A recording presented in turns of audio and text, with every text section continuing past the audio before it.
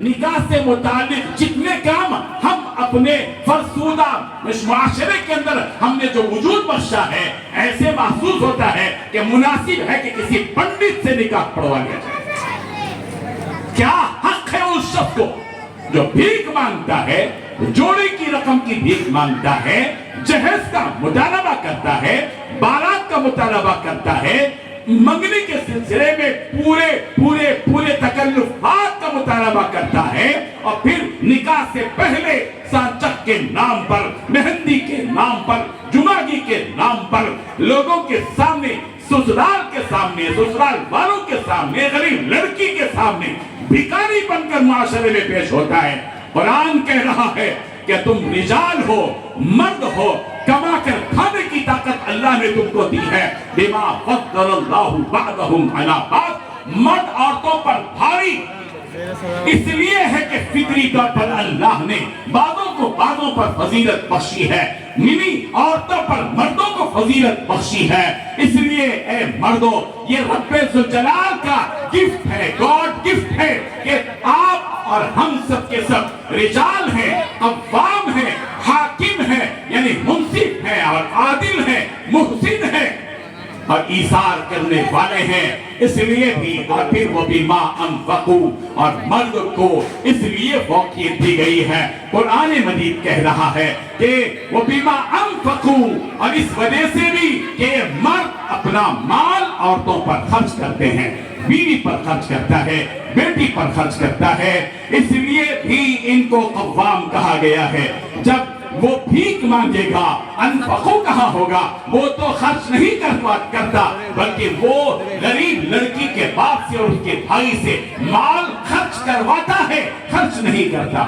इसलिए मुसलमानों को चाहिए कि इस वक्त में जो माशरा, जो हमने वजूद बख्शा है, जो माशरा हमने कायम किया है, ये नबी की सुन्नत की बुनियाद पर कायम नहीं है। ये कुरान मजीद की तालीमात की बुनियाद पर हमने ये माशरा कायम नहीं किया है। सहाबे किराम की जिंदगी के मुताबिक ये माशरा हमने कायम नहीं किया है, नबी की सुन्नतों के मुताबिक और हमारे औलिया की जिंदगी और तर्ज के मुताबिक हमने ये सुन्नतों का माशरा कायम, निकाह का माशरा कायम नहीं किया। हमारी जिंदगी, हमारे हैदराबाद को पूरी दुनिया में ये बदनाम हो चुका है। इसलिए बदनाम हो चुका है कि खुराफात में,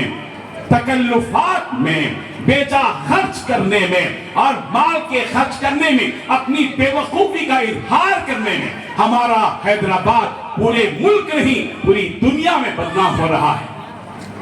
जरूरत इस बात की है कि हम होश होश के नाखून संभालें। वो लोग जो अपनी बीवी बच्चों को छोड़कर बेरूने मुल्क जाते हैं और अपने बच्चों को छोड़कर जाते हैं, अपनी मामूल की ग़िज़ा छोड़कर जाते हैं और फिर अपने खानदान को छोड़कर जाते हैं, अपने दोस्तों और यारों को छोड़कर जाते हैं, बड़ी कुर्बानी के बाद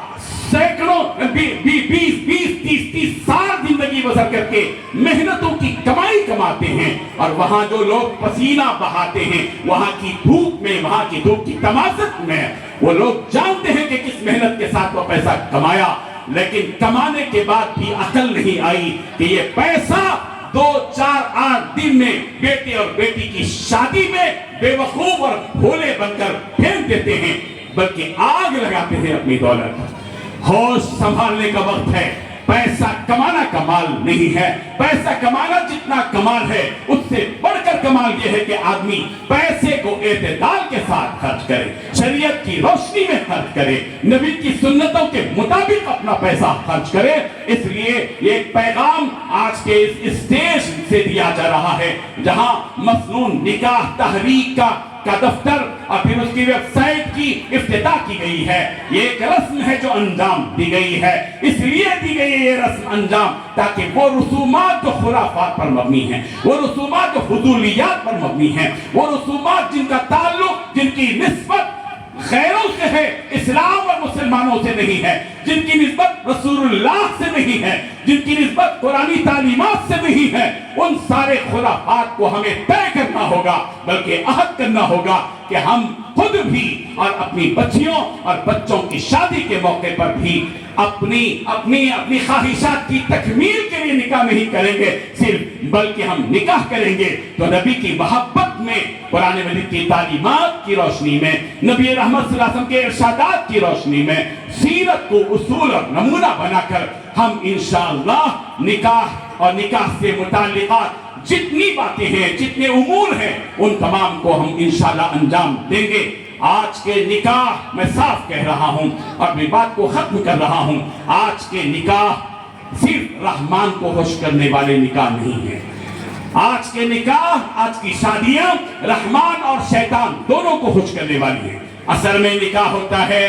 مولانا کو بہت خوشنما بنا کر بتاتے ہیں، مولانا آج آپ ہمارے نکاح میں تشریف لائیں گے، آپ کے دستے مبارک سے، آپ کے منہ مبارک سے جو ہے نکاح ہوگا ماشاءاللہ، اور مسجد میں بیٹھتے ہیں، شریف بن کر بیٹھتے ہیں،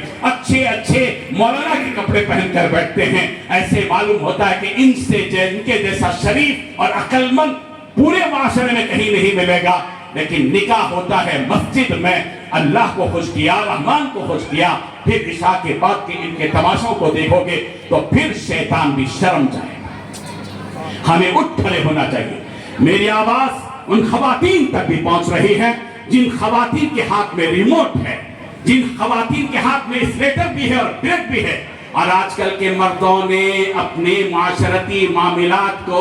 کے معاملے میں استعفیٰ دے دیا ہے۔ کیا مولانا؟ استعفیٰ دے دیا ہے۔ میڈم آپ وزیر داخلہ ہیں، آپ کو خوش کرنا ہمیں بہت زیادہ منظور ہے، رب خوش ہو نہ ہو، میڈم آپ خوش رہی ہے، میں اس سلسلے میں کوئی مداخلت نہیں کروں گا، آپ شریعت کو پامال کریں گے، میں راضی اور خوش ہوں، آپ نبی کے طریقے کو چھوڑ دیں، میں راضی اور خوش ہوں، آپ شیطان کو بھی خوش کریں، مجھے خوشی ہے اس میں۔ یہ زبان سے نہیں عمل سے کہتا ہے اور اپنے ناٹک سے اور ڈرامے سے کرتا ہے، اور وزیر داخلہ بنا کر اپنی شادیوں کا پورا ریموٹ بیوی کے ہاتھ میں دیتا ہے۔ وہ جہاں اسلیٹر گوانا ہے تیز دوڑاتی ہے روایات اور خرافات میں اپنی سواری کو، اور برک جہاں ڈالنا ہے وہاں ڈالتی ہے، اور ہم تماشا دیکھتے ہیں۔ مولانا کے پاس آ کر اس وقت میں مسئلہ پوچھتے ہیں جب بیٹی کے سلسلے میں ازدواجی زندگی میں وہ تنازع پیش آتا ہے، جب مولانا یاد آتے ہیں۔ نکاح میں بھیک مانگنے کے وقت میں مولانا یاد نہیں آتے، نکاح میں جہیز کی فہرست مانگنے کے وقت میں مولانا یاد نہیں آتے کہ حلال ہے یا حرام ہے، لیکن جب ٹوٹتا ہے مسئلہ، طلاق کی نوبت آتی ہے، معاشرے کو کوستے ہوئے یہ شخص مولانا کے پاس آتا ہے۔ بزرگوں چھوڑو ان ناٹکوں کو، ختم کرو ان ساری چیزوں کو، اے عورتوں اللہ کی محبت میں آج فیصلہ کرو، نبی کی محبت میں آج اس فیصلے کے ساتھ اٹھو کہ ہم انشاءاللہ خود بھی اور اپنی بچیوں کی اور اپنے بچوں کی شادیوں میں اپنی خواہشات سے بڑھ کر نبی کی سنتوں کو اور قرآنی تعلیمات کو سامنے رکھ کر یہ سارے فرائض اور یہ سارے امور انجام دیں گی۔ میں مبارکباد پیش کرتا ہوں مولانا رفیع الدین رشادی صاحب کی خدمت میں کہ انہوں نے مسنون نکاح تحریک کے سلسلے میں حضرت مولانا خالد سیف اللہ رحمانی صاحب